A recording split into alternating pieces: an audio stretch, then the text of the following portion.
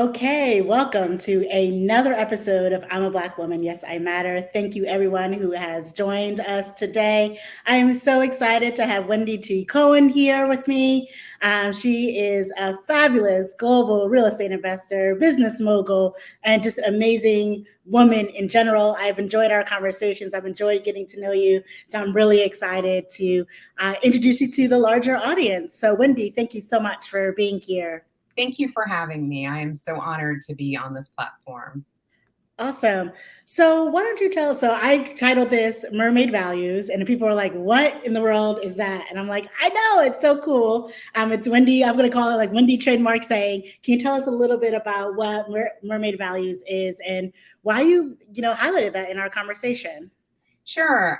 Mermaid Values to me is basically using not only the Sustainable Development Goals, because the mermaid concept evolved well before I knew about the SDGs, but the Mermaid Values is really seeing a problem and doing what's in your power to try to affect change, being a change maker, being creative, seeking opportunities for equality and sharing opportunity.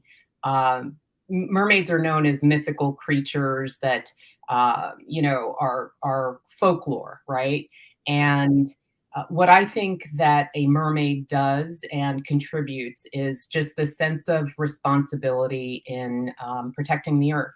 So what I really embraced that concept from a very young age. I grew up in the country in Jamaica, in the highlands of Jamaica, which is St. Elizabeth. That's the breadbasket of the country. And I grew up in South Florida, surrounded by water. Was able to just fall in love with the ocean. Jacques Cousteau was my hero as a child. We had, the entire Encyclopedia Britannica, and my mom had a subscription as long as I was a child to National Geographic. So whenever I got in trouble, that's what I had to go do. I had to go read an encyclopedia or read National Geographic. And so it really instilled those values of embracing the environment and just the wonder of, traveling. At some point in time, I knew travel was going to be in my future. And so that's what mermaid values are to me. It's just having that foundational guidance of protecting the environment. I love that foundational guidance of protecting the environment and being surrounded by water and the mythical creatures.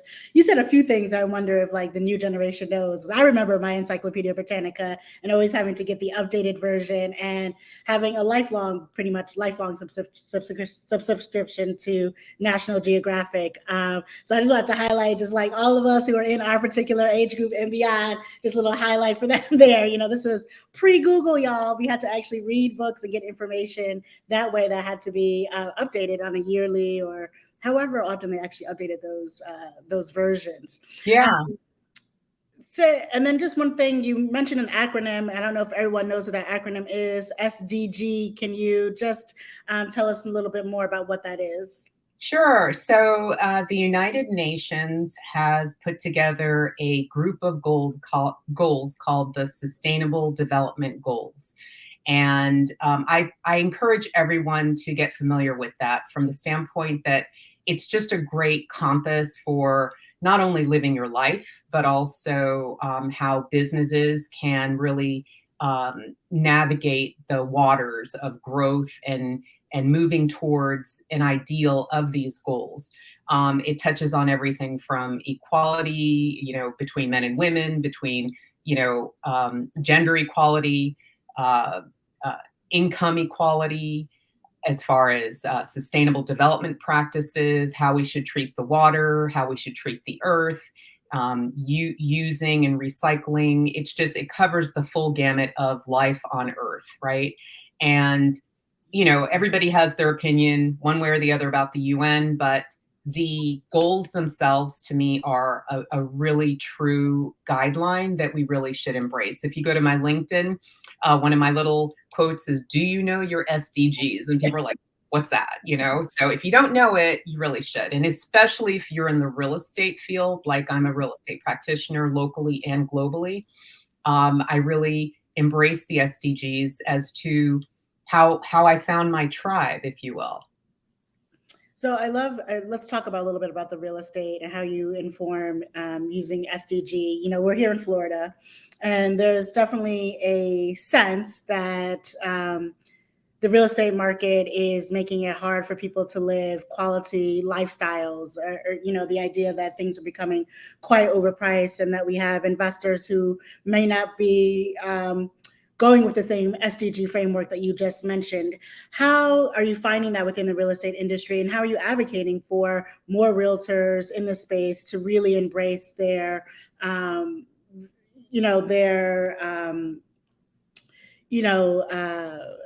I keep saying it, but like sort of like their, I don't want to say burden, but their, how do you become like a good global citizen and still make money, right? We're in a capitalistic country. So how can you do both, successfully and sustainability wise? So you hit on a very key point, because it was a reckoning that I came to as I started my global presence of my real estate career. I've been licensed as a realtor for 15 years this year. Hooray! And when I traveled to Belize for the first time, I'm wearing my Belize shirt right now, which is an octopus, if you can tell all the bubbles on there. And arriving in Belize, I saw two opposing forces. One was really super reasonable real estate. It was homes, beautiful homes, villas over the water for, at the time in 2019, only $300,000, 300,000 US dollars. And I was like, wow, we can make a killing here. It's just so reasonably priced. I've got to tell everybody about investing in Belize. And it was just such a beautiful, unspoiled, amazing environment. And I had recently become an advanced scuba diver at the time. And I immediately also recognized the opposing force of the wrecking of the coral reef. Okay. So if developments are not properly done, you're seeing in these emerging markets, raw sewage being dumped right into the ocean. My gosh. And that actually happens in many places. It happens here in the States. I can't say where, but there's places that this actually still occurs around the world. And so you have this very nitrate rich fluid going into the waters. It's causing overgrowth of algae blooms.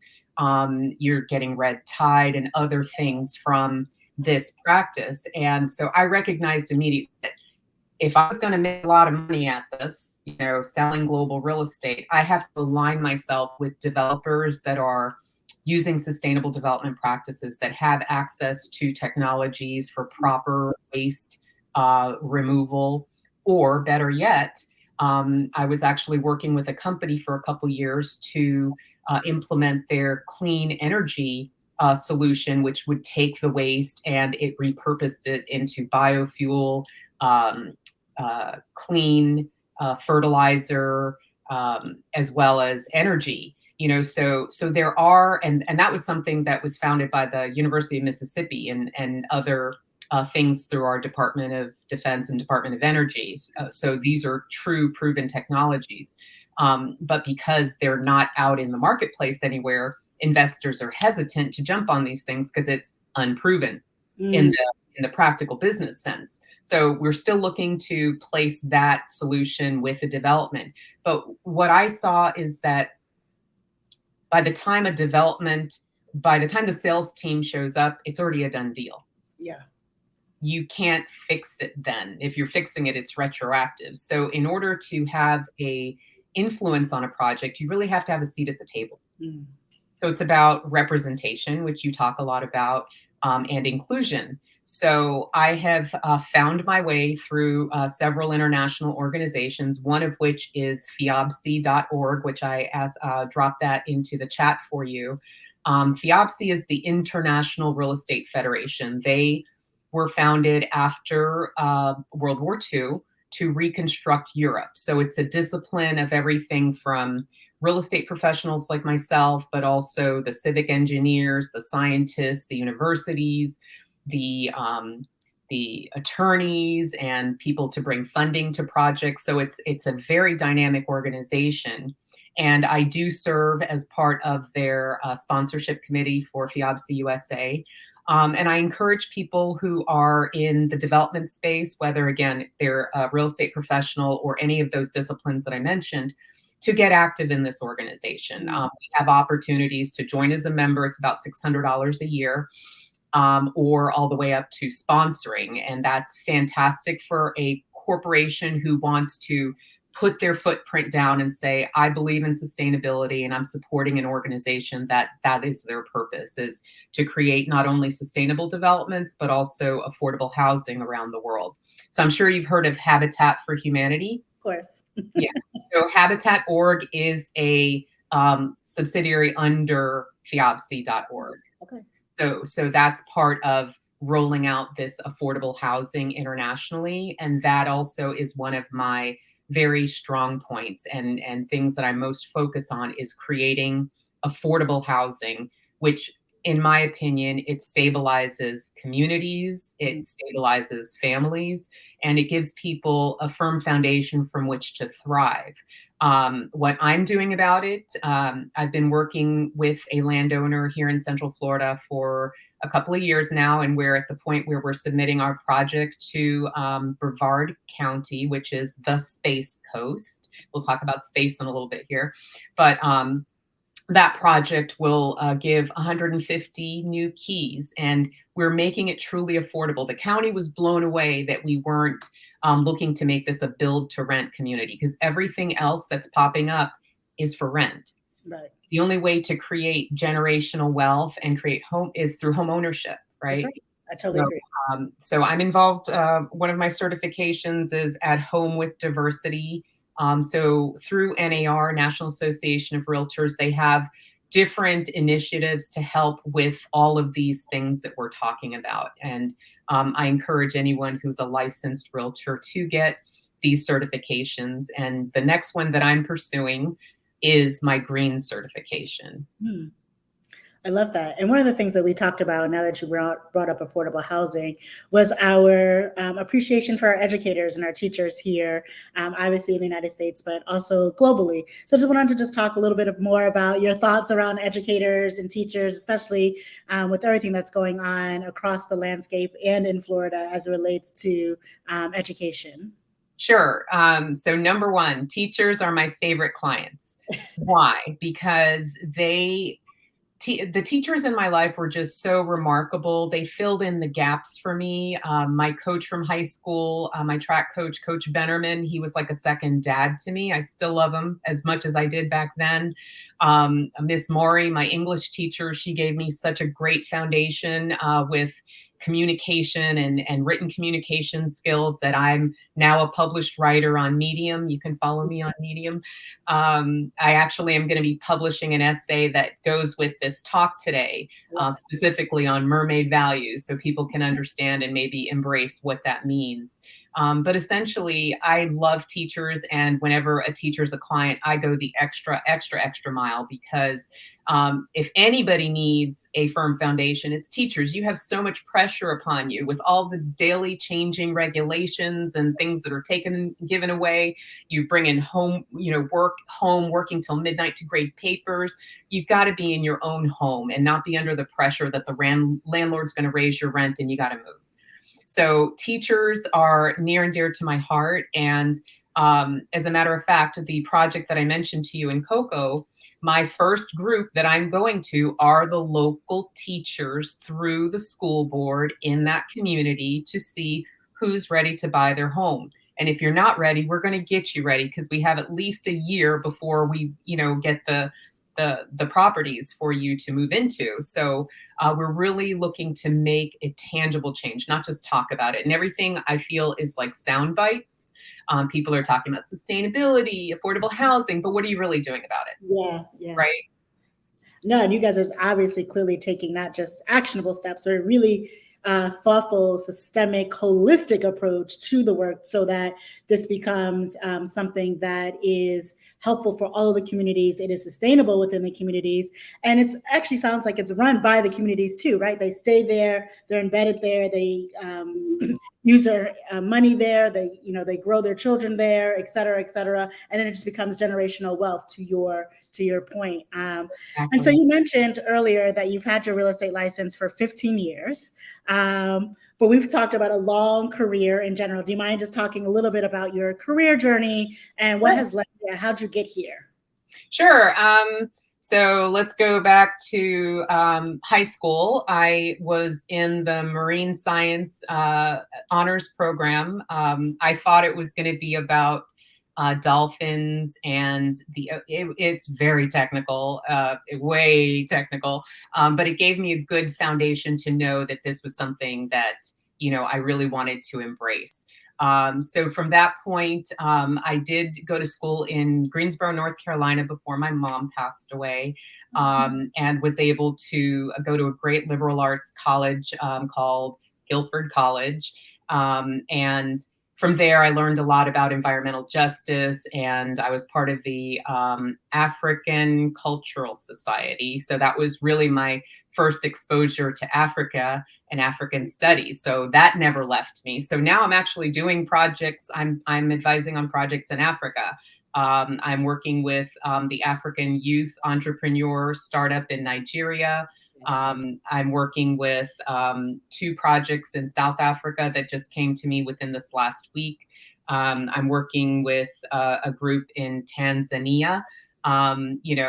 So it's been really remarkable how those things that started out as little seeds, 30 years ago, have time to germinate and come to fruition.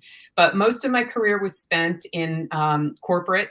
I started with Cimarron Management Company, which was a local Pizza Hut franchisee. I was assistant to the chief executive, the second officer with the company. I forget what his title was, to be honest. It wasn't chief executive, but he was second in command. And also I had a marketing background there. I moved from that company onto Darden Restaurants, which a lot of people know. Darden was Red Lobster, Olive Garden. I was part of the team that helped launch Bahama Breeze. And in that company, I worked in technical services. So it wasn't where my skill set and passion was. I really wanted to move into marketing, and it was just kind of, I was doing so great there, let's keep her here, Yep. I applied to go, but I didn't, so I ended up getting my degree in business information systems and quickly left the industry and became a financial planner. And how that came about was my brother owned a financial planning firm and invited me to escape corporate America. So, so that was 2000. So here we are, 2023. 5 years later, I did join the real estate field as a local realtor, and it gave me the flexibility I needed as a single parent.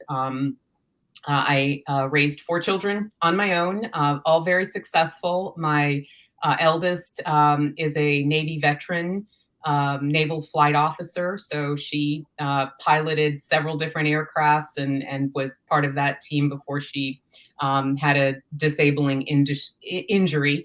And now she's in nursing school pursuing becoming a nurse. My second daughter is a pediatric ICU nurse. She's licensed in 3 states, Florida, Arizona, and California.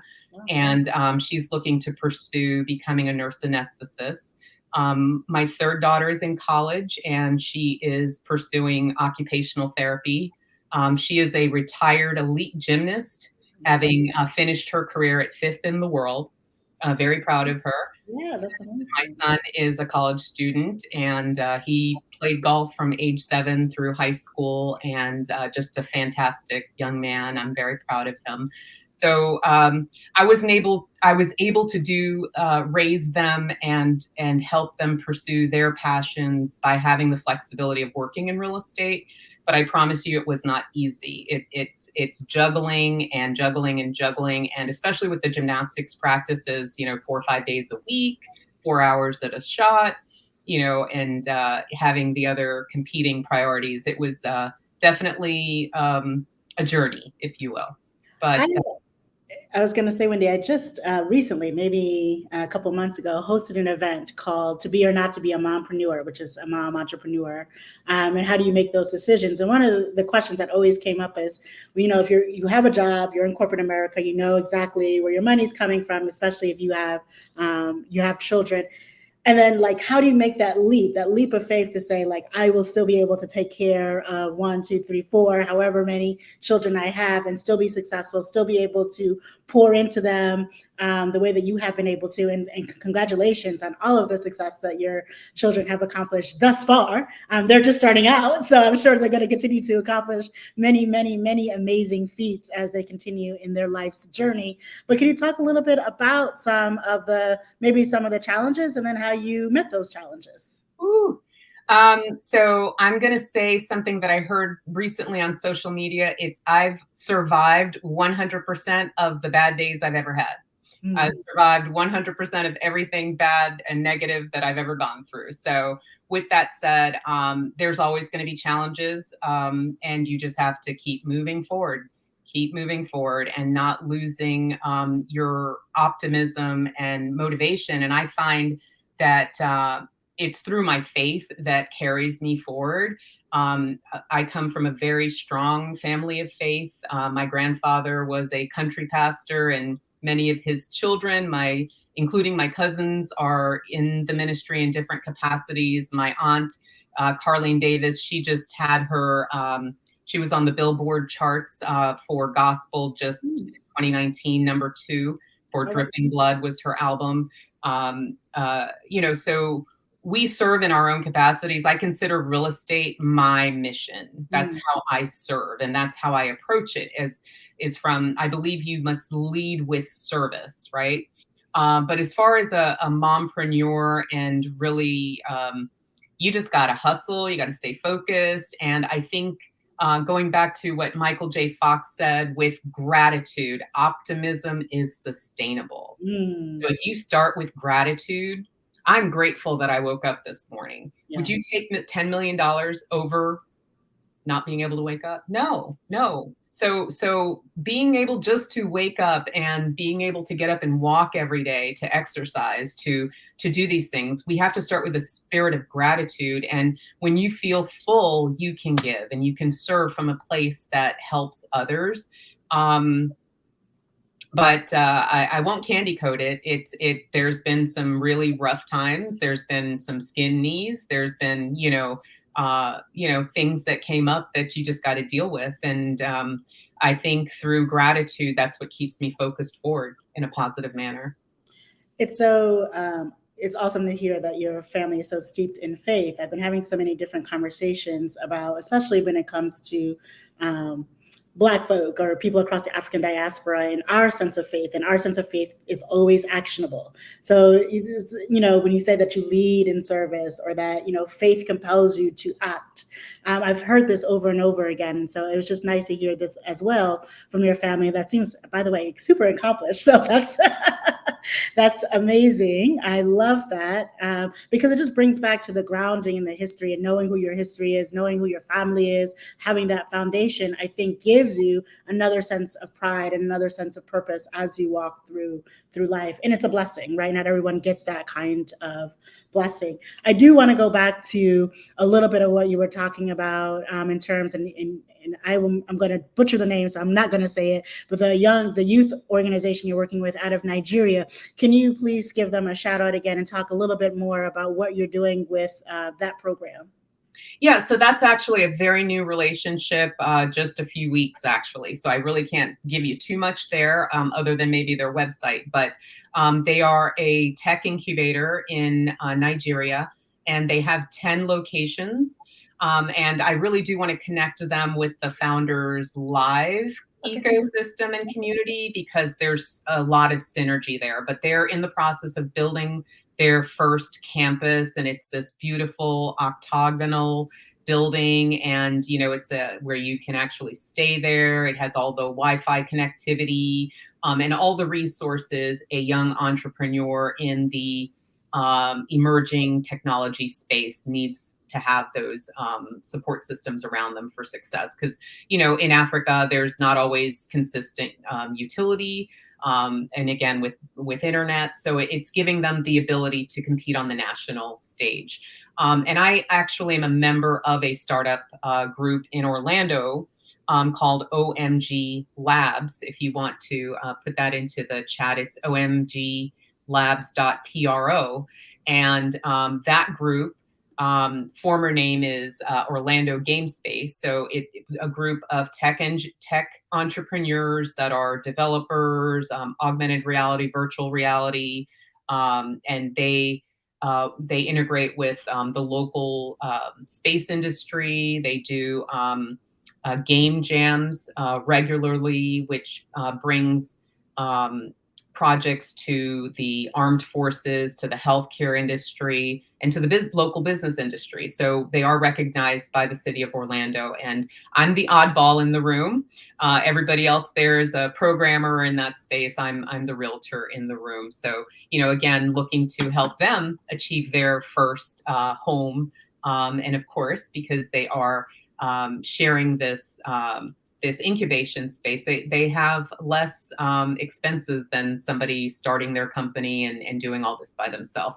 But it's a really great ecosystem because they are able to partner together on different projects and help bring things to the market. So I'm looking to connect those organizations as well. I love that. And then you've mentioned aviation, aerospace a few times. And so I definitely want us to get there and talk a little bit about the awesome work that you're doing. So you're not only thinking about what's going on here in the land, but also in the air and how those connect. Sure. So one thing to consider is with emerging markets and new development, it typically, the roads to get from here to there are very rough and primitive, and you have to construct all these highways. So I actually was a team leader for an initiative called Invest in Dubai, appointed through the Dubai Land Department. The International Property Show was the event that we were bringing a delegation to. This was in 2022. And I had, as a team leader, you could create your own delegation. And I made mine focused on leadership in sustainability. So I brought a completely different group of people than everybody else. So I had a scientist. She is a biochemist who was part of the Johns Hopkins team that founded the diabetes gene that causes, the gene that causes diabetes. And she's gone on to launch her product, which is a nutraceutical product that helps to clear your endocrine blockages. And she was able to be recognized while we were in Dubai. I brought a fine artist who has artwork that features different endangered species. So again, to that sustainability realm. Several of the practitioners that came with me, the real estate practitioners, they have been involved with the International Real Estate Federation. They are part of National Association of Realtors Certified International Property Specialist designation. And one of the companies that I had the honor to represent at the annual investment meeting was E-Jet Aerospace. So I didn't know anything about them before that event, and was able to bring them to Dubai, meet with investors and share this new technology. And I just kept showing up and kept serving, kept introducing, because they're in the seed funding stage. They literally need $10 million, which could be as little as 1 million up to, 3 million. And we have support from some government agencies that are actually interested in this technology, including the state of Florida. We've been invited to apply to their Florida Opportunity Fund. Oh, great. Awesome. And we have a meeting coming up with Nova Southeastern University's London Innovation group. So we're super excited about that opportunity to present E-Jet Aerospace to the world. But what E-Jet Aerospace is, it's a brand new technology. They won the World Intellectual Property Organization, WIPO, best technology ever filed out of Latin America for Colombia, which is super exciting. So whenever I meet somebody from South America or from Colombia. I'm like, I have something to show you. You should be so proud of your country, you know? And what EJet will do for our world is this. It's going to give us affordable transportation regionally that is much more affordable. And this is going to blow your mind. $38 per person is the cost of using EJet to go from Miami to Tallahassee, and you can be back for dinner. Love it. I So can't wait. think of what that's going to do for families that have to travel for work. You know, that's going to give them quality time. Again, going back, will you take that $10 million and you can't wake up? No. Time is our most valuable resource. And if we can help make transportation safer, more accessible, the day of the Jetsons truly has arrived. And the cool thing about EJet Aerospace is that it's already certifiable because the gyrocopter platform was approved by the FAA back in the 1950s. The things that you're seeing headlines on right now are called multicopters, and those are not yet certifiable. So EJet has the first mover advantage, and everybody is really starting to really get excited and supporting us. So thank you, Founders Live, for seeing the wisdom of that technology and what we're looking to do.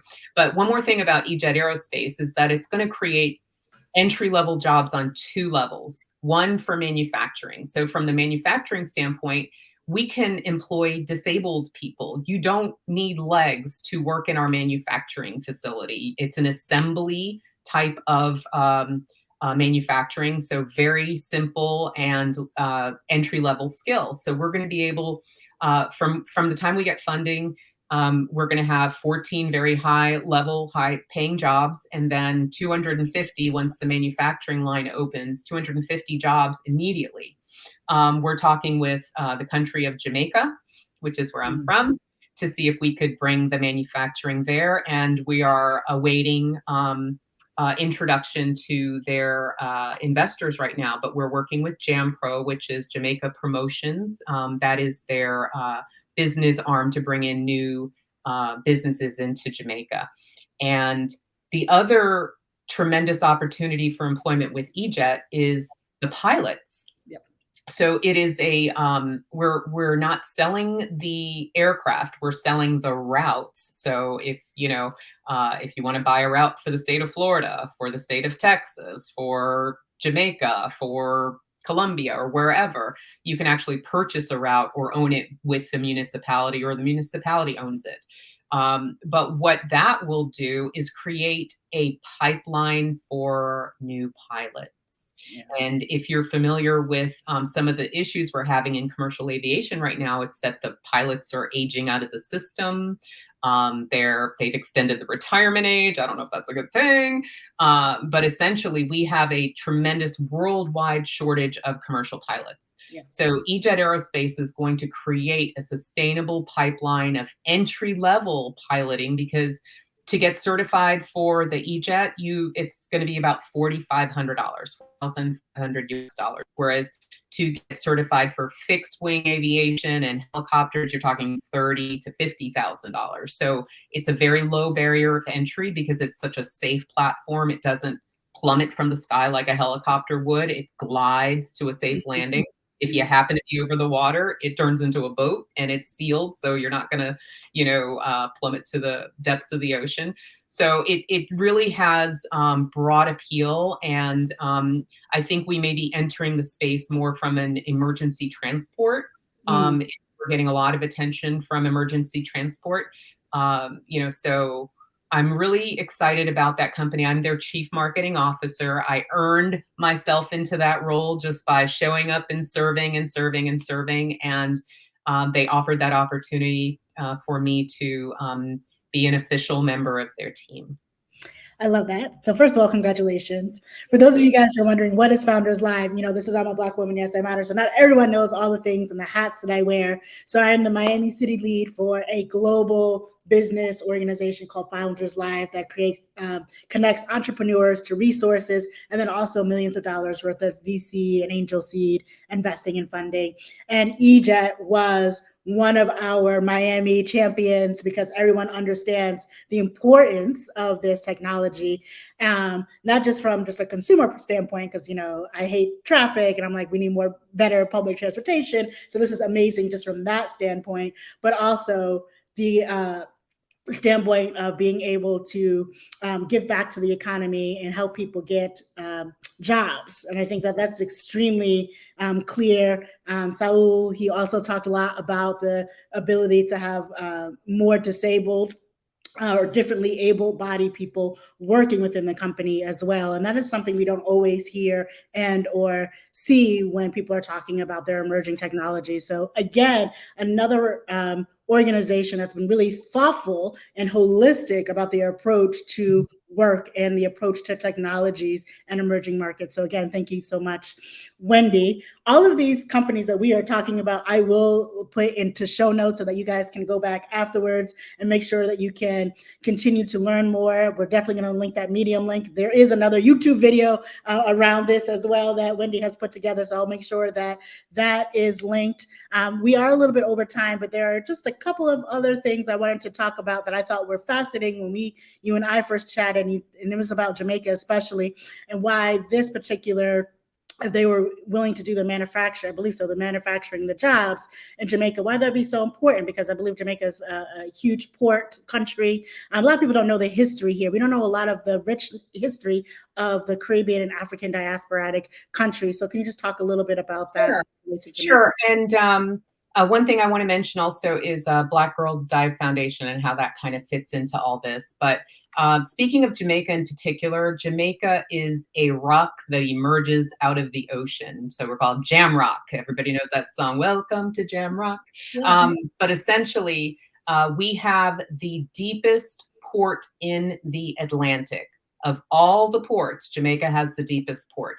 And the Panama Canal was widened to accommodate the ships that now can go to Jamaica, which are the mega ships. A mega ship is 5 ships in one. Mm-hmm. So that makes water transit more sustainable because it's 1 ship versus 5. But essentially, you can take that 5 ships in one, break it down. You have a shipment goes to Canada, to United States, to Central America, South America, and the Caribbean in 1 ship. So leveraging the from the logistics standpoint, and then the E-Jet through one stop can be in Florida. So it really opens up transportation on a different level and makes it affordable to the masses. That's the key thing here. This is not elite transportation. It certainly can be because it's a fantastic, luxurious, product. But in reality, we're making it affordable to the masses. I love that. And then you wanted to talk about the Black Girls Dive Foundation. Yes. So that's one, talking about Mermaid Values. Black Girls Dive Foundation is a group that I have been serving for the last few years. They help teach Black children how to swim. And as you move up in the organization, there's opportunity for those young women to become scuba divers. Mm-hmm. So they take the STEM concept and expand it to streams. Do you want to hear what streams mean? Yes, of course. Let's do it. So science, technology, engineering, arts. So underwater digital photography for arts, robotics, and STREA, mathematics, and S for scuba. So it takes the STEM concept and expands it, but now we have representation.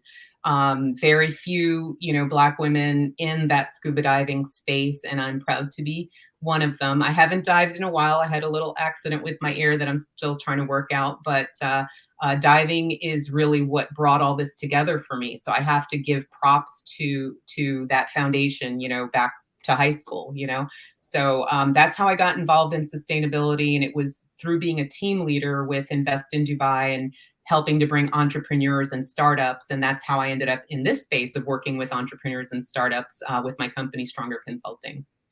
Great. Thank you so much, Wendy. How can people get in touch with you? Sure. My Instagram is Wendy C. 3, 2, 1, go. And And my Instagram, my LinkedIn is Globally Wendy, and I would appreciate you connecting professionally on LinkedIn. That's really where the business is, and want to keep that there. But you can find me on Facebook as well if you're looking for a home or wanting to invest. I put out a lot of really great, relevant content. Helping educate. I'm really, again, going back to my teachers. You got to educate first, Yep. answer the concerns, protect the consumer, empower them to make a good decision. I'm not a salesperson. I'm a guide. I love that. Thank you so much, Wendy. You have taught us so much about Mermaid Values. Now we know streams. And then just really thinking about how we can help with the sustainability, the SDGs, thinking much more on a global and larger sustainability scale. Wendy, thank you so much for giving us time on this lovely Tuesday. Everyone, I will make sure to connect all the show notes as soon as we get off, and then we will continue to hopefully deep dive into this conversation. Thank you to everyone who joined us. And remember that we are live on Tuesdays. I'm a Black woman. Yes, I matter. Take care. Thank you so much. Leaving a positive legacy for future generations, embracing mermaid values in business with wisdom and insight. In the vast ocean of time, as we sail through the currents of progress, it is essential for businesses to set their compass towards a purpose greater than themselves. The timeless wisdom embodied in the paradigm of mermaid values holds the key to unlocking a more sustainable and equitable world for the generations yet to come. As we delve into the depths of this profound approach, let us draw inspiration from the voices of famous women, inventors, and entrepreneurs who have illuminated the path of progress with their insights. Harmony with nature and ocean preservation. In the words of ocean explorer and environmentalist Sylvia Earle, no water, no life, no blue, no green. The harmonious coexistence with our natural world is fundamental to our survival as a species. The folklore of mermaids, protectors of the seas, reminds us of the sacred duty we bear to preserve and protect our oceans. Businesses, as stewards of our planet's resources, can align their sails with SDG number 14, Life Below Water, and SDG number 12, Responsible Consumption and Production. By heeding this call, we sow the seeds of a sustainable legacy where the seas teem with life and vitality, empowerment and equality. The trailblazing entrepreneur and philanthropist, Madam C.J. Walker, once said, "I got my start by giving myself a start." Mermaid Values beckon us to create a world where empowerment and equality thrive. Businesses that embrace diversity and inclusivity within their ranks sail towards SDG number 5, gender equality, and SDG number 10, reduced inequalities.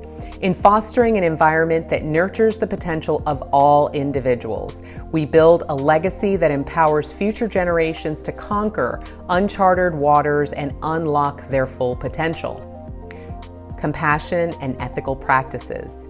Compassion is not a relationship between the healer and the wounded, it's a relationship between equals. Wisely stated by Pema Chodrons, a renowned Buddhist nun and author. In embracing mermaid-like compassion, businesses can sail towards SDG number 12, responsible consumption and production, with ethical practices. By mindfully treading upon our earth, embracing sustainable sourcing, and minimizing waste, we extend a helping hand to future generations. This legacy of compassion for our planet is a beacon that guides us away from the treacherous shoals of ecological degradation. Creativity and innovation. As the indomitable inventor and scientist Marie Curie once said, "Nothing in life is to be feared. It is only to be understood." Now is the time to understand more so that we may fear less. In the spirit of mermaid-inspired creativity, businesses can chart their course towards SDG number 9, industry, innovation, and infrastructure. By embracing innovation, we can navigate the uncharted waters of sustainability and develop solutions that unlock the secrets of our Earth's bounty. This legacy of fearless innovation leaves future generations with the tools to navigate the challenges that lie ahead. In conclusion, as we contemplate the legacy we leave for future generations, let us be guided by the profound wisdom of Mermaid Values. By harmonizing with nature, empowering each other, acting with compassion, and nurturing innovation, businesses can set a course for a sustainable and equitable future. The quotes of influential women, inventors, and entrepreneurs resonate with the wisdom that carries us through turbulent waters, steering us towards a brighter horizon. Let us not merely sail the seas of time, but become the currents of change, leaving behind a legacy that future generations will remember with gratitude and admiration. In the vast ocean of possibility, Mermaid Values shine as guiding stars, illuminating the way towards a world that is richer, kinder, and more abundant for those who will inherit the great journey of life.